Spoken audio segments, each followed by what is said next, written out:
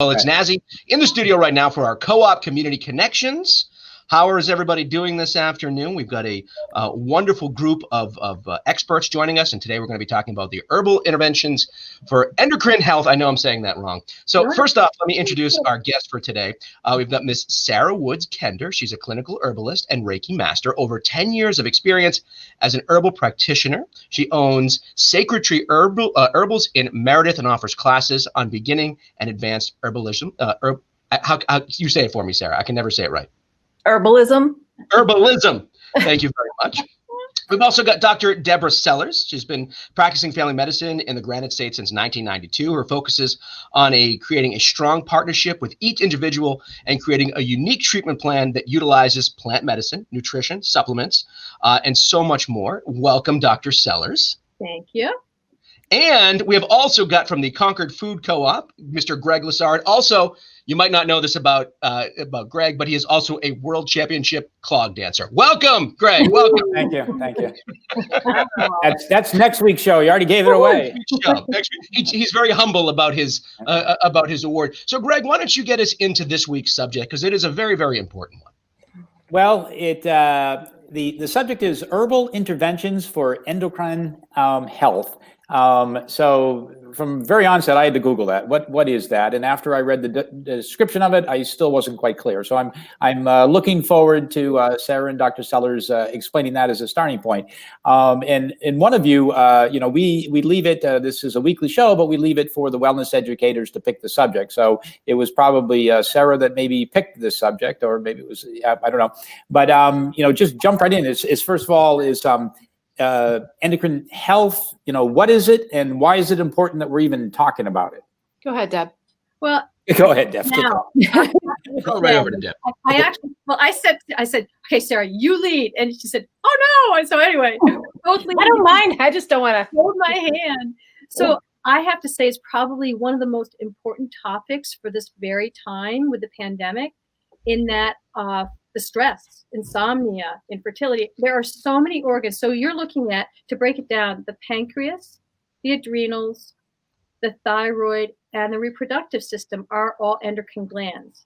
And they're endocrine cells in other parts of the body, other tissues, but they are being slammed right now with the stressors of the pandemic. Yeah, and basically your endocrine system is your hormonal network in your body. You are a hormonal being. Everything you do, from waking up to feeling hungry, is all hormone regulated. And they all together. They all, one tags to the other. That's right. And so I guess for all intent and purpose, during this crazy time, stress is at an all-time high. So we decided to just kind of stick to herbs and interventions to help with stress, the major stress hormone being cortisol and adrenaline, and those can really wreak havoc in a chronic situation. If you're stressed for too long, it can cause a lot of damage. So clearly we've all been stressed a little bit too long, I would have to say. So these herbal interventions are super important for right now. Right. And Sarah was saying, we had a quick email the other day about you were making a soup that is such a great adaptogenic soup, as well as an immune support. Come on, share your recipe. All right. It's top secret. So if I tell you, I have to kill you after, but that's okay. Take my adaptogens. Go ahead. So the bone soup recipe, you don't have to use, if you're a vegetarian, you certainly don't have to use any kind of meat product. I usually use a chicken, leftover chicken, or beef marrow bones, but you can certainly just do all vegetable. But the bone soup recipe is essentially a 14 mushroom blend, and it's got about 7 different types of seaweed in it. It also has burdock root, which is amazing for the liver and the kidneys, and nettles, which is another, what we consider the king nervine of the herbal world, which is high in minerals. It's going to support the endocrine system. It's going to support your nervous system. And these two systems work, hand in hand. So and it has astragalus root, which is wonderful for the immune system. Mm-hmm. So you put this in to make your soup stock, essentially. So you'd cook it like you would a soup stock. And I use it every time I do soup. So it's just going to fortify your body. It's going to help you deal with stress better. And it's going to support that immune system, because when you're stressed, your immune system is suppressed. And so is this something you're just doing proactively, or are there something that you should be looking for to know your endocrine system's out of balance and it needs some attention? Well, out of balance would be, if you feel like you're shaky and stressed all the time, that's out of balance. If you don't sleep well, you know that your endocrine system's out of balance. Blood sugar problems are endocrine problems as well. I mean, the list goes on and on. Fertility issues, PMS, what I call menopause, because men go through it just like women do. So, I mean, all of us are hormonal beings. So I do the bone soup recipe all year round if I make soup. So it's not just relegated to this point in time. Go ahead, Deb. Sorry. Just living on this planet at this very moment is stressful. I mean, individuals who are feeling isolated, those who are feeling that just the fear, the panic, the anxiety that's going on out there, anything that can put us into a fight or flight mode. And so it's just a daily routine of just putting something in that's nourishing all of those endocrine glands. So it's just, is it preventative? Yeah, it's preventative, but it also is good in an acute situation. Yeah. And especially those people with underlying immune issues, like with Lyme disease. I typically have my clients, they go on some kind of adrenal support. Your adrenal glands sit atop your kidneys, and this is your fight or flight response. Okay. The quintessential example would be being chased by a saber-toothed tiger.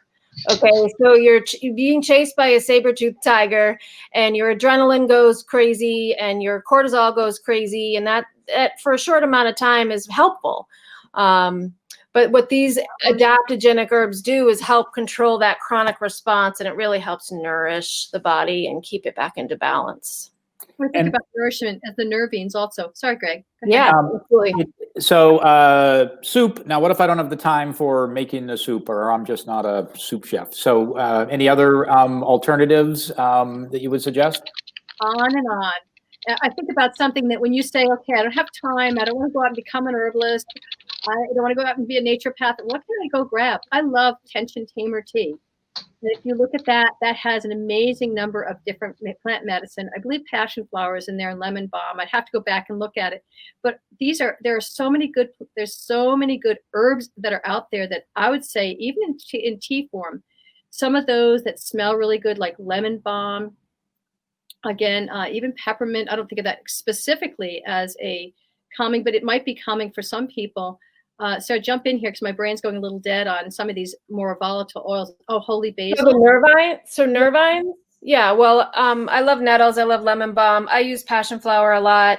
I'd have to say one in particular I've been using a lot is mimosa bark. Oh, that's lovely. Which is also called albizia, and that just has this wonderful ability to reduce the tension in the musculature.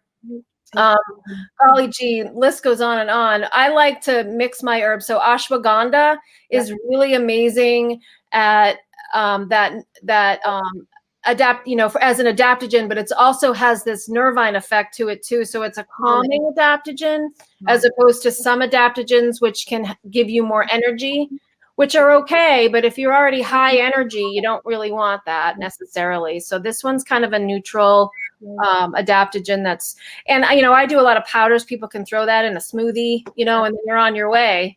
So it can be easy. So Sarah, I wanted to ask a quick question here. You look like you're surrounded by some wonderful, wonderful herbs and different things. Can you give us a quick little 2-second tour? 2 second. It's pretty easy. My shop is pretty small. Yeah. So these are all my herbs in the back here that I make teas and stuff. And then way back, oh my God, it's all backwards, is where I store my herbs. And then this is my counter I'm standing behind. And then you can see the shop shelves with all the product. And there's my outside door. There's my bear drum. Wait a minute. Pause on the bear drum. What's the bear drum? Here we go. But you've got to play this is radio. You've got to play the bear drum. Oh, really? Okay. This is radio. All right. Do you want me to sing We too? need to hear it. Well, I'm not going to sing, but I'll play it. No, you had to do both. Helps to calm. Let's hear it. Some of that might be stimulating. I like it. I like it. I Oh like my it. gosh. Run. It's like, oh wow. Call to strengthen those adrenals. Let's go for it. I love Drumming it. is amazing at that. Sarah, one more time. Where's your store located? 48 Main Street in Meredith. Great. And I wasn't taking notes. You listed a whole slew of herbs that would help me with stress. So where would be, in addition to going to your store, is there a place that you would recommend for somebody like me to that wasn't taking notes to be able to, revisit the list that you provided of herbs to take? Well, I'm happy to answer any emails people have or whatever. If you want to email me, I can absolutely suggest herbs for you. Not every adaptogen is suited for every one person, so it's really one of these things where you got to buddy up to an herbalist or someone like Deb who, a naturopath that understands the different types of herbs and how they can affect certain constitutions, because everybody's different. So I'm happy to answer emails, telephone calls. Usually your local co-op, there's always people that are knowledgeable in terms, more or less, in terms of what they sell there. So it's always a good place to go as well. Well, I'm thinking about the co-op and the fact that you have Gaia herbs there. And we know that Gaia, you're also looking at reputable sources because they put out different plant medicine that hasn't really been assessed for having the actual constituents in it. I know that Sarah was very careful about that. I know that Gaia does that, Herbalist and Alchemist. And again, though, you're looking at a combination of things that are going to help with the with the adrenals adapt to stress, and also the calming nervines. So things like Panax ginseng and licorice, although they're adaptogens, and they are going to be too stimulating perhaps at this time. I really love, again, some of those teas that you can drink and put that warmth in your hands and then smell that volatile oil. Mm-hmm. That's, again, that holy basil or that which is in the passion flower. And I know passion flower is in there, but you look at that tension tamer, which is a well-known. And also chamomile is a very well-known plant medicine. And it smells good. It just is very calming. Kava, for some people is great. It has a GABA component like magnesium. It's very calming. And so, and for other people, it's not. It's really interesting. That's why I love what I do, just like Sarah loves what she does, because we get to sit with people and sense them, feel them, talk with them, and get, we're not only just sitting there with them, we're also sensing them. And so sometimes when you mention an herb, somebody starts getting very uptight, like, Panax ginseng just might be too stimulating right now. I think what people really need things that are going to nourish them. That's why, again, you mentioned that nettles and the astragalus. Plant medicine has so many different personalities. Go ahead, Sarah. Yeah, I was just going to mention one of my favorites is oat straw and milky oat tops, which I put in my tea every day because, and it's where we get oatmeal, by the way. Yeah. So eat your oatmeal.